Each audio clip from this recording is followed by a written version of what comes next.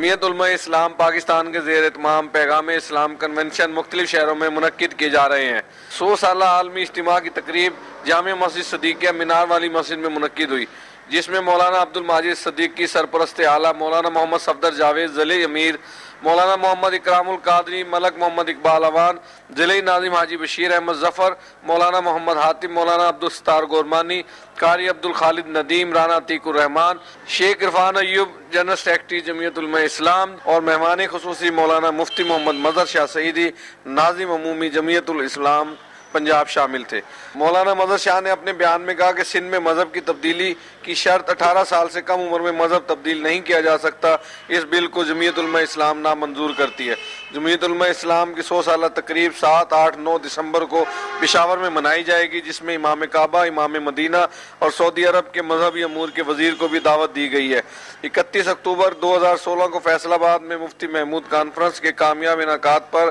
جمعیت علماء اسلام کارکنوں کو مبارکباد دیتی ہے۔ انہوں نے مزید کہا کہ جمعیت علماء اسلام پاکستان حکومت کے حلیف جماعت ہے اور ہم نئے آنے والے چیف آف آرمی سٹاف کو خوش آمدید کہتے ہیں اور ان سے امید کرتے ہیں کہ ملک پاکستان کے دفاع کے لیے دہشت گردوں کے خلاف بلا امتیاز کارروائی کرے۔